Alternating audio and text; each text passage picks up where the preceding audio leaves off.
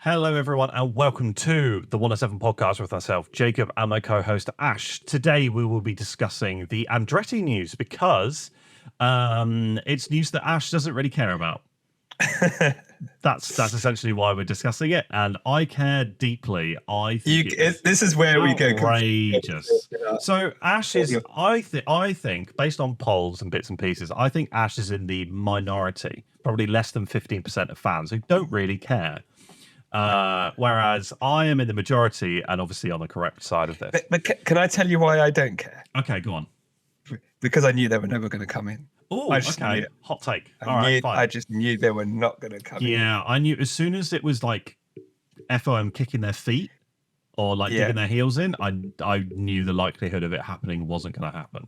But so this is going to be more like me interviewing you. I'm going to come from the non. So, but also, can you tell us why? Yeah. So, very first, I'm going to plug the podcast episode that we've just recorded, which is about Lewis Hamilton moving to Ferrari. So, if you haven't heard that, what? No way! If you haven't heard that, be sure to go and have a listen to that. But because that was a great episode, and we discussed like who's going to replace him, what the next steps are for both Mercedes and for Ferrari, and also for Lewis Hamilton, and the domino effect that it's going to have. However, this Andretti announcement has also had a little bit of a domino effect as well, I believe. And essentially, this is what's happened. Formula One management have rejected the proposal to enter the sport in 2025, 26, essentially. And F1 have conducted the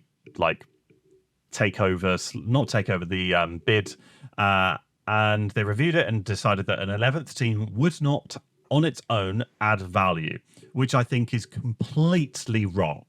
Because if you've got a brand new team coming into the sport, it's going to draw attention exactly like Haas did, right?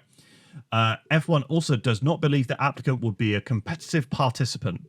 As far as I'm concerned, that is absolute rubbish when you're currently allowing Haas onto the grid, who at the moment are falling backwards. And although Haas are very, very close to my heart, they're not as competitive as you would want them to be right now. That's essentially all I'm saying. They would, however, potentially be looked upon differently if they had a backed bid with Cadillac coming in as an engine supplier, and Andretti obviously then being the like works team with Andretti as an engine supplier, with Cadillac being an engine supplier. So, but Andretti have also released a statement and essentially said, we completely disagree with that, and indicates that it would bring value to the F1 brand, and also they have acknowledged that they would like to thank the fans who express their support. So they don't give a shit about you, Ash.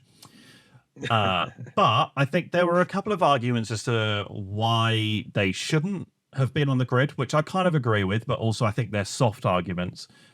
But for me, there's more fors than againsts. However, so let's say however. However, and this is the bombshell that I want to drop. Okay. There are currently 3 big pain points with Formula One fans, right? Number 1, sprint races. Big pain point. Number 2, the growing calendar and growing number of street circuits. A huge pain point, not only for fans, but for the teams as well. And number 3 is not allowing Andretti in or not allowing additional teams to become part of the sport. I genuinely believe Domenicali should step down. Ooh, that's your bombshell. I genuinely believe that he is taking Formula One in the complete wrong direction. I honestly think he should step down. Genuinely. I know it won't happen, but I don't think he's leading the sport in the right direction at all. Well, he is there to get shareholders a return on their investment. True. So no, I fully understand, but... No. So the decisions he's making is... You might not like him, but the shareholders will. It's all cash. And I fully understand I'm not a shareholder and that... I used to be a shareholder. I know you did. And you sold your stocks. Why? And I made money on it. Well, yeah, there we go. But for Stefano, me, stay. For me, I fully understand that, you have to make shareholders money because that's your role as, that's the role that Domenicali has. However, I think that there is no sport without dedicated fans, right? True. And currently, you are alienating a lot of fans. Yes, you have a new influx of fans. And yes, you're doing loads of partnerships and you're growing the sport and you're growing the number of races and stuff like that. However, you're not having great championship battles at the moment. And viewership numbers have stagnated. You've increased the price to watch the sport as well. And you are creating a negative environment for F1 fans. So I think F1 is currently at its peak and it will start slowly but surely dropping off within the next 3 or 4 years, unless something changes. No, I agree with you. I think a lot of people agree with me. Yeah, I think that it's come, especially now with this cost of living crisis. Yeah. The things that go are like, unfortunately, the fun things and nice things, so you like your Netflix subscriptions and all that. Yeah. And I think people are like, you know what? I can't justify Sky Sports. I can't justify the increase in F1 TV. I can't justify going to a race and getting tickets now. A lot of people I know that a lot of people complain on Reddit.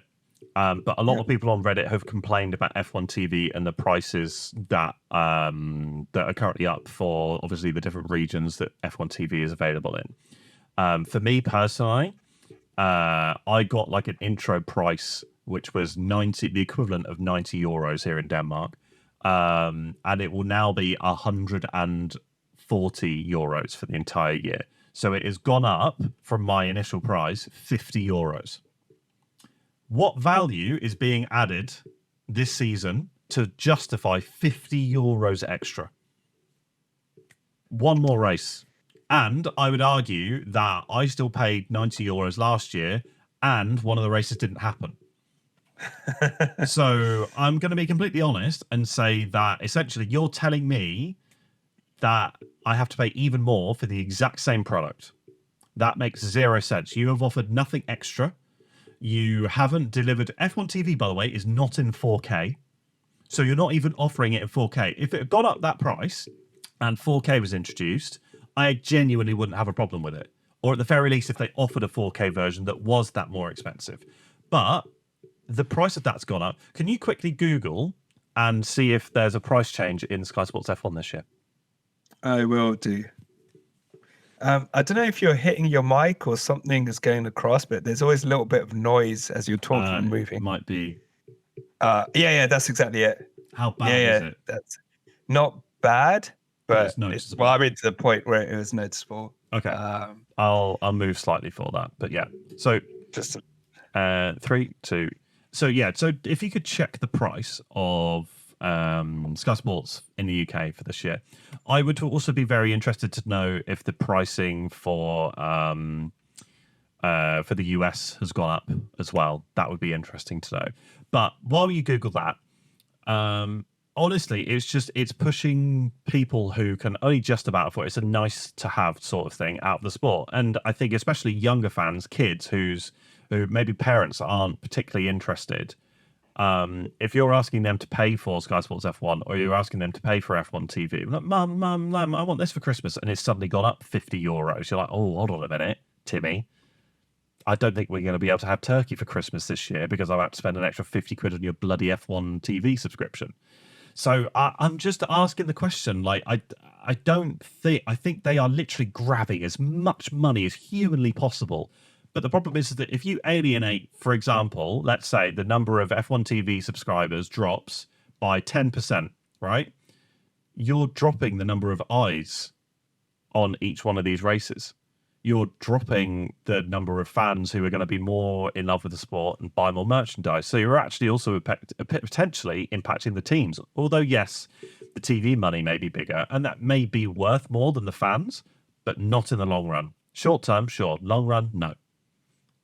I just completely disagree with it. And that's not just me saying it purely because I don't want to spend as much on this. But it's too much, and F1 is going in the complete wrong direction. This has nothing to do with Andretti, but it spiraled into that. But yeah, so how are you getting on in terms of finding the price of F1 for Sky Sports? Like, is that going up or no? It hasn't gone up, so Okay. it's around 40. But it's around It's 46 already pounds. expensive in It's the very UK. expensive. It's around 46 pounds a month, Which but is then it goes up after outrageous. 18 months to 51 pounds a month. It's And also, you outrageous. can't just get Sky Sports, right? You have to buy the Sky Pack, which is 26 pounds a month for Yeah. 18 Yeah. month contract. Then you have to get Sky Sports Mm. to watch Sky F1, which is £20, but will go up to £25 after 18 months. Yeah, that's a And then standard thing. Yeah. if you want 4K, it's another £6 a month. So if I add that in, and then it's like, oh my God, so forget about that. We won't include Netflix or anything like that. So this is just, I just want to watch Sky Sports F1 on one Mm. TV. So it goes from like, continue without Sky Broadband. Sorry, we're having technical difficulties. Oh, good. So So I can't get it. I'm just having a look. Okay. So if you were to buy it right now without 4K, so the equivalent of what you've got, it's £46 a month. Yeah. So that's times that by 12, it's 460, 80, 92, so 552 pounds a year, I believe. That's outrageous. That's just absolutely outrageous. Yeah. I have, however, just had a look because obviously Now TV exists. So Now TV is like a on-demand type streaming service of Sky. And you, as far as I'm aware, if you were to buy a Now TV membership, the normal price is £35. However, for the first 6 months, it is £26, and that includes Sky Sports F1. Maybe not on 4K, however, £26 a month. Yeah. So if Ash, for example, if you wanted to cancel your membership and just go for Now TV, you could for £26 a month. Yeah. Which honestly, that's not terrible in comparison. That's not But £26, what? 26 times what? 10 is still 260 quid. So it's still more than F1 TV. But obviously, you do get all Sky Sports channels, every single one of them. I will add this though. Then we also have TV license. Yeah, which TV is going license up on in top of price. that So as TV well, license is going up in price. Yeah, of course it is. So yeah, but adds up. it's still a ridiculous amount of money for the service. But let's go back to Andretti, because obviously I dropped my bombshell, but we didn't really talk about Andretti. Okay. But so a couple of the arguments against Andretti joining are obviously they wouldn't bring enough to the sport, which I think is completely wrong. Everyone wants to look at the new kid on the block. Everyone wants to see exactly what's going on, like with the rookie, like it's almost a bit like Brawn GP. They're a brand new team, almost, not really, but it's kind of a similar situation, where it's their first year type thing, and they will be a bit of underdogs as well. But they have so much racing pedigree compared to teams like, for example, Haas, that I'm in honesty, I'm disgusted that they haven't been accepted by Formula One management. So can I just quickly go back to the Now TV thing? Sure. Now TV, what did you say it was? So £26 a month for a 6-month deal, and then up to £35 a month. Okay. And is F1 TV in 1080p? Yes, I believe so. So Now TV is only 720p. You have to add another. You have to add another £6 on top of it to make it 1080p. So you might as well just get Sky Sports normal TV at that point, almost. Yeah. Sorry. Jesus. Yes. Right. So the first reason that Andretti were not allowed in. Because they didn't bring enough to the sport, which again I just think is completely wrong. I think they would bring a lot of eyes to the sport, F1 say what they? Because they're an American team, and where are they trying to grow their market? America. So it makes no sense. You can piss off with that one. But yeah, I think that it's just wrong. It's completely wrong. Did F1 define what they mean, like not bring enough? Did they say, "Oh, you're not going to bring enough viewership"? Because obviously the competitiveness is a separate reason. They're like, when they say you're not going to bring enough to us. Like, what do they actually mean? So they said, while the Andretti name carries some recognition for Formula One fans, our research indicates that F1 would bring value to the Andretti brand rather than the other way around. Right. Okay. So, yeah, that's what they said. They also said, obviously, they would look differently with GM and stuff like that. And apparently, Andretti if that's is a devastated reasoning, by the news. if that's a reasoning, I can understand then why they've said, hey, if you come in with GM, because GM's a huge brand, then you can bring more to us. Right? I'm not saying that the reason is right. No, yeah, no, I can then just understand. Okay, what was reason number 2? So it wouldn't be a competitive participant. That's bullshit. Which is bullshit because they've already won a race in Formula E this year, which is a brand new generation of cars. So eat shit, Domenicali. Yeah, that's outrageous. Because you don't know where cars are going to end up with regulations. Knows. Nobody knows. Like I'll be honest with you, these 26 regulations, Ferrari could be in 10th. You never know. I mean, it's highly unlikely, but you never know. And it's like I said, especially when you have teams on the grid like Haas, who they're not from, they don't have racing pedigree other than a NASCAR team. But guess what Andretti have? They have a NASCAR team. They have a Formula E team. They have so much racing history. Like, I don't understand. If you're talking about racing history, but you're allowing like Kick, Sauber, these are the other arguments. Visa, Cash App, RB, Red Bull and stuff like that. Are pissing around with their spare F1 team while Andretti are desperately trying to knock the door down. It's ridiculous. So this does, however, change things potentially. So one of the rumors which has been flying around since July is that the alternate for Andretti was for them to buy Alpine. Okay. Which is semi-reasonable, I think, because let's be honest, the Alpine brand itself is quite small and a bit niche. So very niche. Not many people know Alpine. Yeah, a lot more people know Renault than Alpine. But so if you're Alpine, you could just sit back and develop engines, and you could potentially have Andretti Alpine Racing or Andretti Alpine MasterCard Racing or whatever it is they're going to have to do to fit into the world of Formula One at this rate. But that's a potential partnership and something that could potentially be done. And I think Terry, F1 Coffee Corner, actually reported on that in July last year as well. The other option, which Terry and I obviously discussed while you were gallivanting in New York, I mean, doing your job. I was not gallivanting. When you were in New York, saying that. One of the things that, while you were off on holiday, one of the things that we discussed was, does the recent moves at Haas potentially indicate or suggest that there is a for sale sign in the shop window? So there is also that route into the sport as well. So there's quite a few different things that could be that Andretti are actually on the grid for 2026, but at the moment, no. There is also another argument, which is by legally, according to EU law, they cannot decline the submission to entry because of the way that EU law works. They cannot decline it unless they have a solid legal reason as to why. And this is all completely substantial. Like them saying that they wouldn't be competitive enough. There's no defining way that they would be able to know that. We don't think it would deliver enough to the F1 brand. It's not definitive enough. So there could also potentially be a messy legal battle ahead as well. Oh gosh, drama.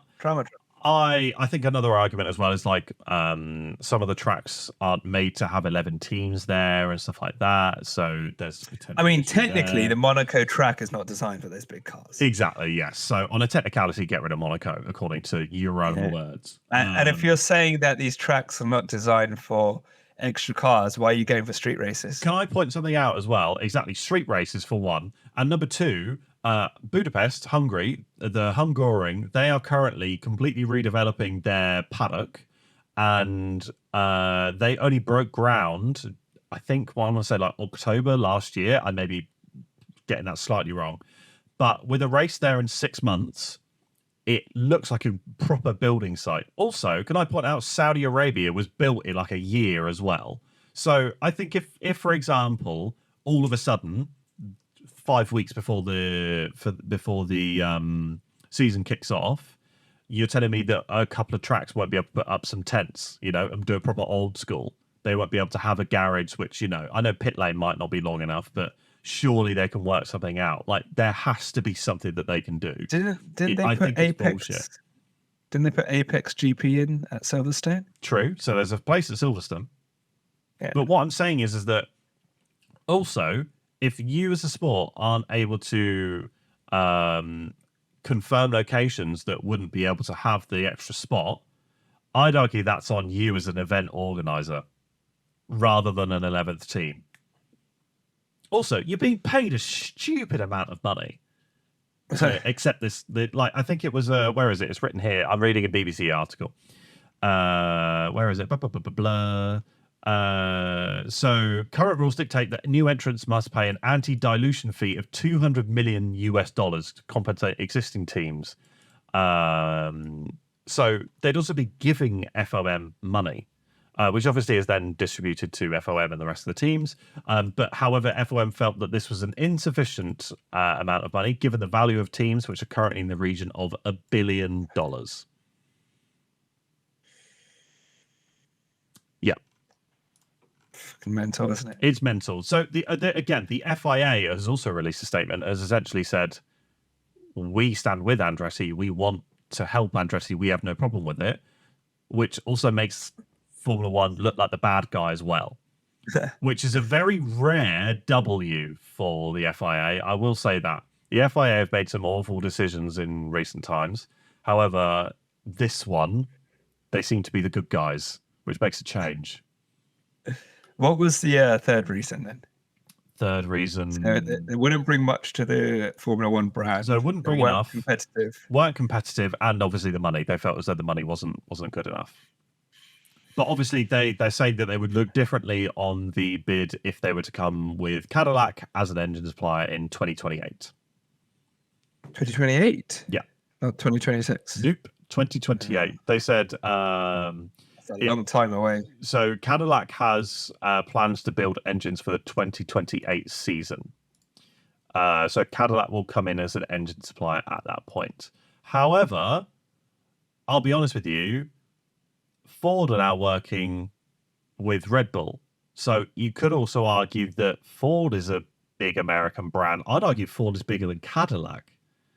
So maybe if they just said, oh, well, we'll buy our engines from Ford, that could have potentially changed things. But I genuinely think that FOM are looking for any reason to not allow them in. They will do anything they can. They've dragged their feet. They've taken as long as humanly possible with this decision as well. And yet again, exactly the reason why I stand by my statement, Domenicali should step down. She should step aside because he's not doing a good job. How much do you think they paid Hamilton, Mercedes, and Ferrari to drop the news right after the Andretti refusal? Yeah, it is. So I was saying this to a friend of mine, Liam, who listens to the podcast. So thank you, Liam. Hello. And so I was having a chat with him, and I was like, it's very convenient that this rumor all of a sudden appears today. And then obviously it came out that it was true. And I was like, oh, God. Because if you think about it, Andretti has not been mentioned. No, it got lost in the news cycle almost instantly, which is another reason why I actually wanted to talk about it, because it's still important to quite a few Formula One fans as well. So, yeah, can I quickly say something? Yes, of course. Talk about loss of news. Apparently, okay. Hold on. What? Carlos has just released a statement. What? Yeah. It's a very basic statement. Would you like me to read it out? Yes, please. Following today's news, Scuderia Ferrari and myself will part ways at the end of 2024. We still have a long season ahead of us, and like always, I will give my absolute best for the team and for the Tifosi all around the world. News about my future will be announced in due course. Okay. Standard statement. Yeah, pretty standard, yeah. Yeah. I was going to say, apparently... Someone tweeted, I need to find it, I'll send it to you. Yeah. Amidst all this Hamilton, Ferrari, Mercedes drama, there's some good news coming about the F1 calendar. I'm not Ooh. sure what that would mean, though. Is this the Malaysia news? I don't know. He didn't elaborate, so I'm like, I wonder what that Okay. rumor could be. Yeah, I've just seen the post by Carlos. But yeah, so there was also the supposed rumor around Petronas pushing for the Malaysian Grand Prix to come back to the calendar, which I would be very, very excited for. Please, for the love of God, bring back that track. It is so good.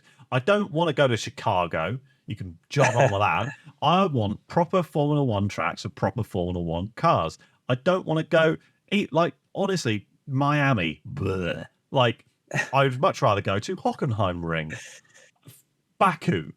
Okay, I kind of like Baku, but also bleh. I'd rather go to the Nürburgring or any other track that is actually good. Madrid, bleh, he says, even though more than I've even said it multiple times, because of how easy it's going to be to get to, I might actually go, depending on how much the tickets are, because it looks like a very easy Ryanair flight there, and then check into a cheeky little Airbnb and go. So I might go to that. But also, bleh, I would much rather drive to Belgium and sit in the rain for 8 hours than deal with the street track. And that's saying something. But also, there's way too many races on the calendar. I know that we did obviously hear from the FIA saying that they, not the FIA, from Formula One management, that they would be rotating certain tracks as well, which I think would be good, but we definitely need to reduce the number of races as well. We do. We talked about this a couple of podcasts ago, just how it affects people. Yeah. It's just too much. So this is one of the things I think. So it could go one of two ways with the Concord Agreement, because the Concord Agreement needs to be renewed. Now, if you don't know what the Concord Agreement is, it's an agreement between all of the 10 teams, should be 11, and the Formula One management. It's an agreement that, like, this is how much money will be shared with each of the teams. These are the rules, and this is when the regulation changes will happen, and lots of other bits and pieces. But I think that the teams, if they collectively come together and say that they want less races, they hold a lot more power than FOM does.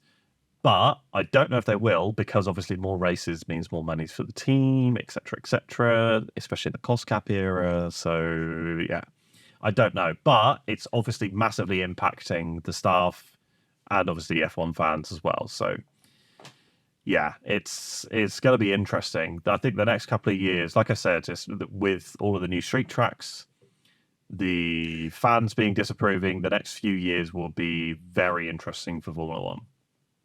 Maybe they sign this new Concord Agreement, and it's like the new entry fee for new teams is £20 billion. They could say that. They could do whatever. Andretti, you're more than welcome to join now. Yeah, well, it could be that. It could be them just delaying them until a new Concord Agreement I think is signed. that's why, if Andretti really, really want to do this, I think the easiest route for them is to buy Alpine. If you're being denied entry to become an actual team, if they're desperate enough, and they will just buy another team. Unless obviously, like the 28 bid, they're like, yeah, we will accept you with Cadillac as an engine supplier.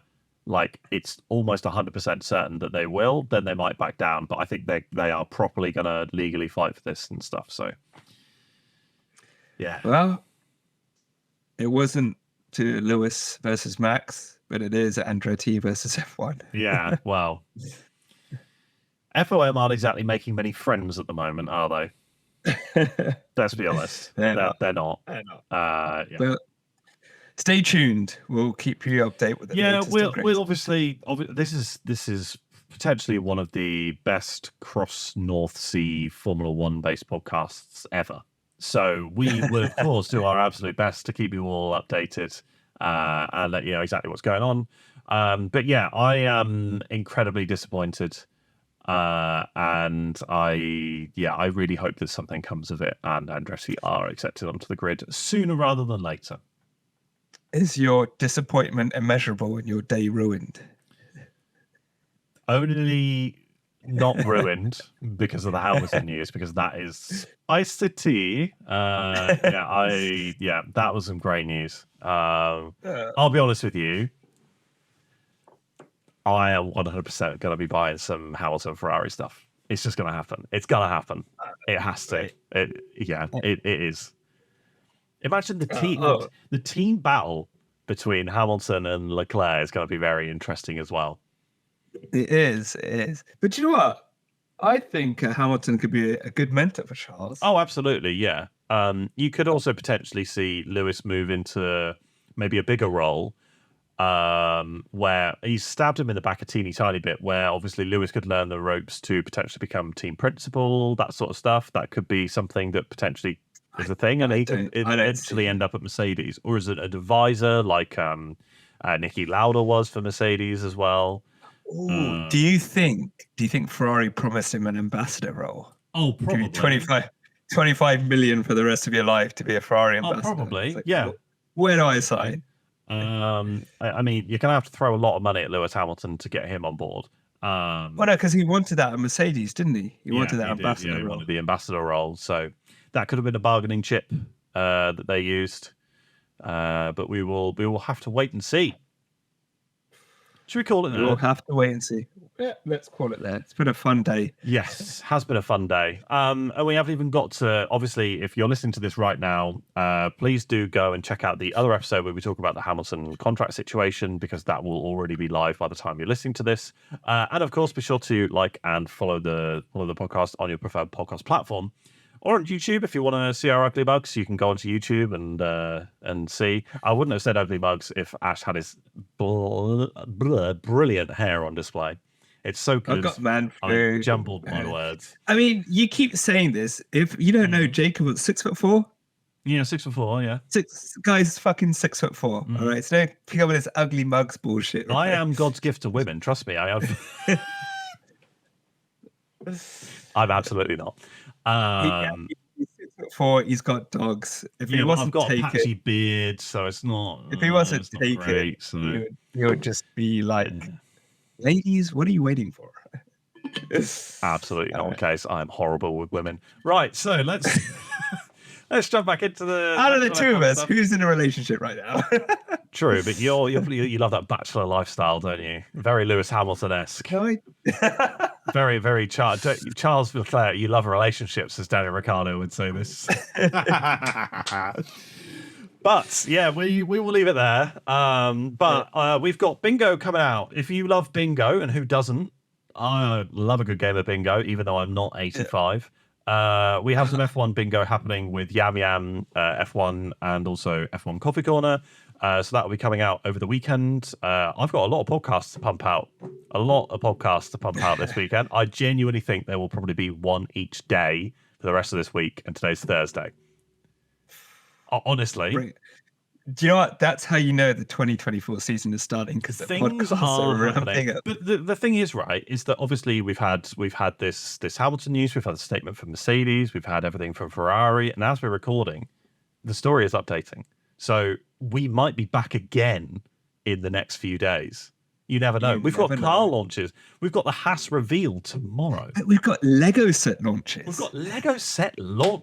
You know that I will be live streaming the build of this McLaren Senna set. You know I'm going to do that. You know I'm going to talk it up so much when it releases on March 1st, available in select regions, but mostly everywhere. You know I'm going to be talking about it, 100%.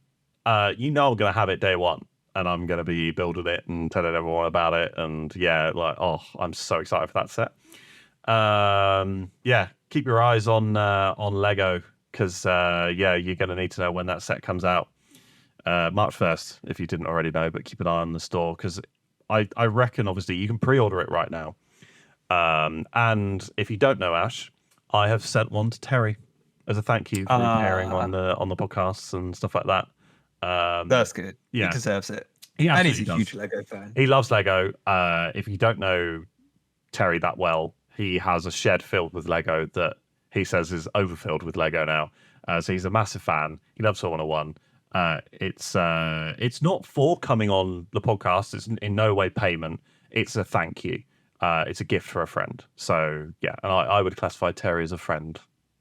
Terry's a good guy. Meanwhile, Terry's like, "No, that prick. No, I don't." No, honestly. So sending one to him, and obviously, if you would like one, Ash, I can get one sent over to you. Oh, cool. Thank you. All right. Well, guess you know who your friends are. Maybe I'm saving you. I have nothing against Lego. I good. like the Lego Technic McLaren one. I like you sent it to me. I didn't build it. My dad built it. No, yeah, your dad built it. I don't have the patience for Lego. Yeah, that's fair. I understand Lego, and the times when you sent me a couple of sets, Speech it wasn't nice. yeah. But I just don't have the patience for Lego. Fair But enough. if they release another Lego Technic set of like a modern Formula One car, I may be like, you know what? My mind has changed. Maybe we'll have to wait and see, won't we? I have to wait and see. But yeah, so yeah, let's wrap up the podcast because we're just waffling at this point. Andretti, get on the grid. Domenicali, get in the bin. See you guys later. What a ending. That's how we're going to end. I haven't stopped the recording yet, but that's how we're going to end. Thank you and good night.